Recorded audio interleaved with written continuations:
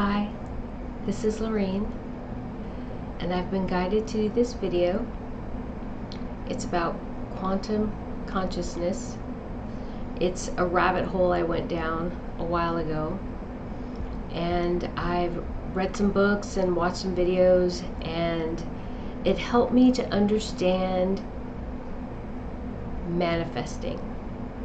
And I am by no means a scientist. I am a spiritual person who wanted to understand something from a different perspective, and I was strongly guided down this path, and I followed it, and it helped me to understand manifesting from a perspective that I needed.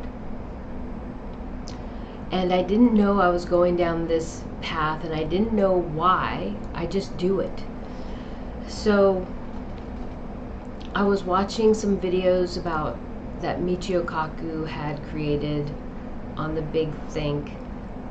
I just started watching him, and he talked about Schrödinger's cat. And according to quantum theory, in order for something to exist, somebody has to look at it. And it has to be a conscious mind. It has to be a consciousness. A consciousness must observe that thing.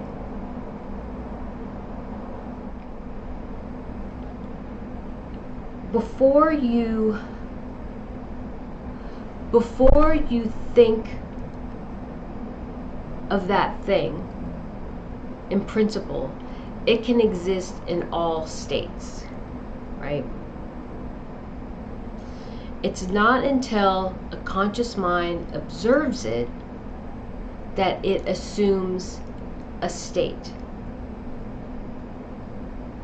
A conscious observer must observe it, whatever that thing is, before it assumes a state.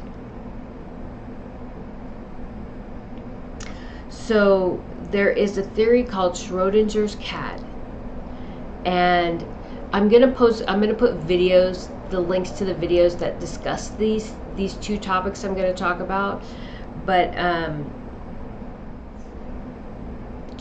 and I would suggest that you, or recommend that you watch them, but I just want to summarize them in this video.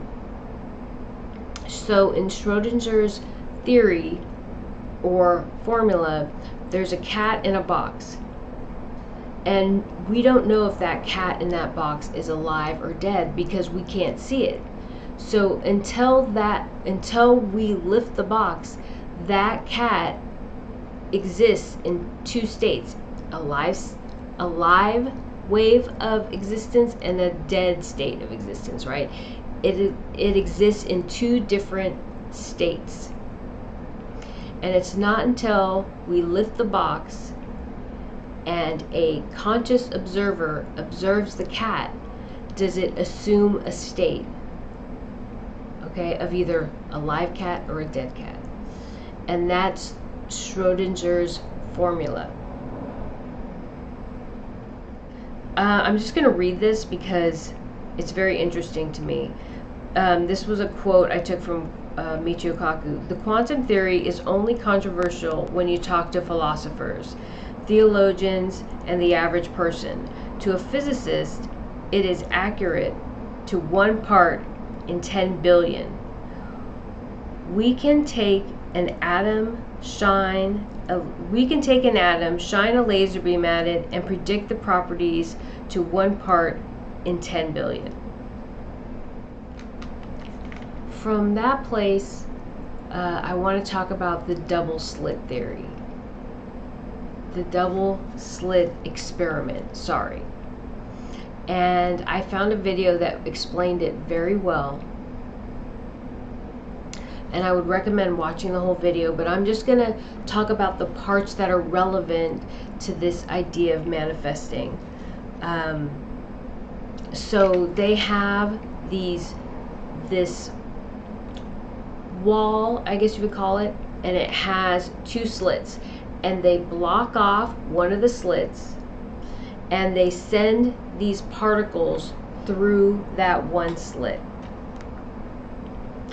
And when those particles, they have this type of photosensitive paper, so when the particle hits that paper, you see where it hits the wall, right? So I'm going to do the picture-in-picture, but this helps me know where I am. Once they shoot that laser with the particles, or that gun with the particles through that one slit, we get this one line on the other side of on the other wall, on the photo paper. Then they take off one of the blocks, so both slits are open, and they shoot particles through those slits. And what they get are multiple bands. Okay, they get these multiple bands of atoms that hit the photo paper. And so they can speculate on what the atoms are doing or why they do that, but they don't know. They don't know for sure, right? So they're just guessing. The next thing they did was they sent one atom through the two slits, through either slit, randomly, just shooting one atom through. And they ended up with that same pattern. So sending a bunch of atoms through or sending them one at a time didn't make a difference. They got that same pattern. So then after that, they thought, well, let's spy on the atom, right? Let's observe the atom. So they got a detector, a camera, something that detected when the atom went through the slit. And the detector would beep every time an atom went through the top slit. So 50% of the time, the detector beeped. So the other 50% of the time, it didn't beep. So we assume that other 50% of the time, the atom was going through the bottom slit. When they had the camera observing the atoms, they had a different result. And we ended up with two bands of lines across here. Then they got a little cheeky, I guess, and decided, well, what would happen if we, slyly unplug the detector, and not tell the atoms.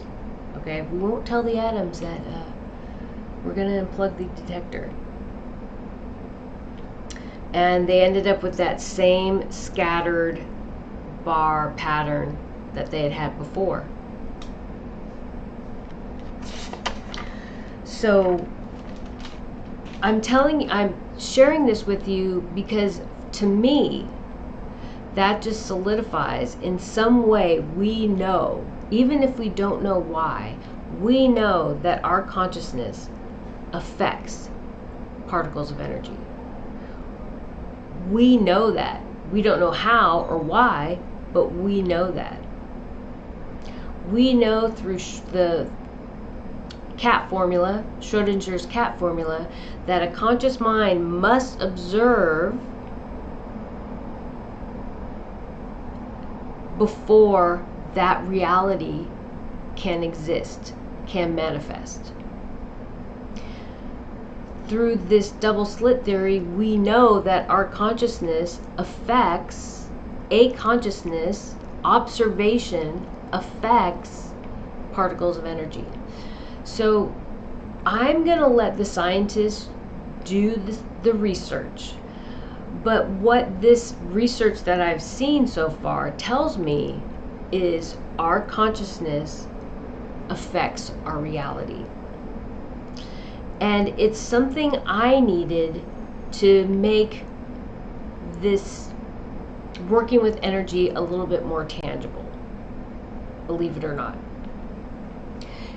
I went to a very popular like manifesting seminar thing, and it did not resonate with me at all. I felt it very off-putting. But this, when I did my own research, when I watched the Michio Kaku videos and read Hyperspace, and watched this doctor, I'm sorry, I don't know his name off the top of my head. I apologize. I feel terrible. I should know his name. I think it's Dr. Al-Khalili. I think I just not said his name very well. I apologize. But those videos really helped me to see this idea of manifesting from a different perspective that I needed. And so I feel like clear centering and balancing my energy, understanding how to use the clairs to receive and share messages, and then that connection with the divine consciousness, understanding that consciousness is what creates not only my reality but all reality that we are aware of, and that science has some sense of that, even though they can't necessarily prove it definitively. The science just solidifies my understanding of my spiritual being, my spiritual purpose, and how I manifest the reality I wish to see in this existence, in my existence, on this world and in this universe. Again, I would highly encourage you to watch the videos I have I'll put them in the description.